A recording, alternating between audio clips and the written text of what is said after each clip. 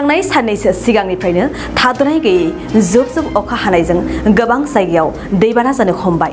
लोगोसे गिलु बालु हा गिसिखानायखौबो नुनो मोन्दों आरो बेजोंनो जिउबो गोमानो गोनां जादों। थाद'नाय गैयै जुब जुब अखा हाबाय थानायजों गुवाहाटी नोगोरमाया दैबानाजों उसिफावनो हमदों। गुवाहाटी नोगोरमानि दाब दाब जायगा गारि मटर खारग्रा बायदि लामाफोराव दैजों बुंफबनायखौ नुनो मोन्दों। दावबायारि सुबुंफोरनि थांलाय फैलाय खालामनायाव गोबां जेंना नुजाथिदों।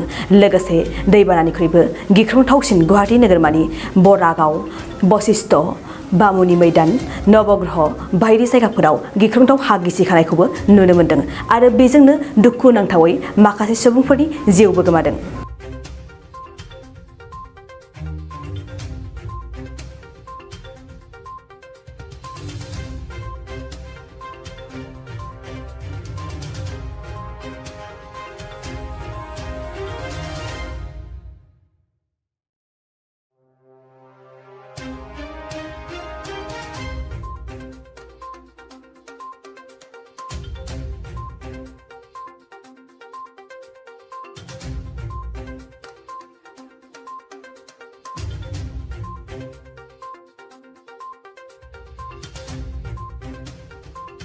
नोंथाङा सरखारि साख्रि नागिरदोंना? नोंथांनि थाखाय मोनसे गोजोनथाव खौरां। नोंथांनि थाखाय दं एडुकेट पइन्ट, जेराव नोंथाङा सोलोंथाइ लानायनि गेजेरजों सरखारि साख्रिनि गुबुन गुबुन रोखोमनि गोब्राब आनजादफोरखौ उथ्रिसारनो हागोन आरो गावनि आथिङाव गसंथानो हागोन।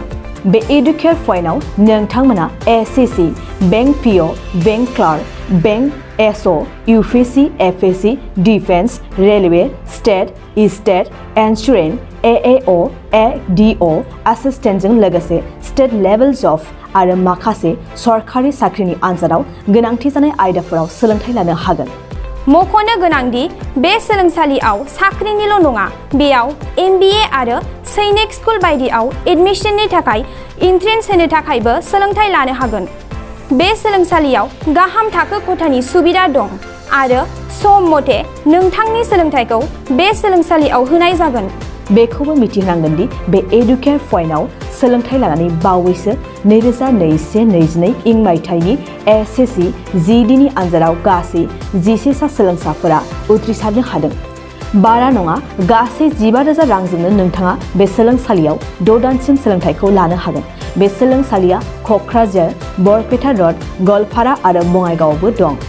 क'क्राझाराव सोलोंथाइ लानो गोसो गुदुं जानाय सुबुंफोरा 70020263133 9101 536360 70020263133 9101536360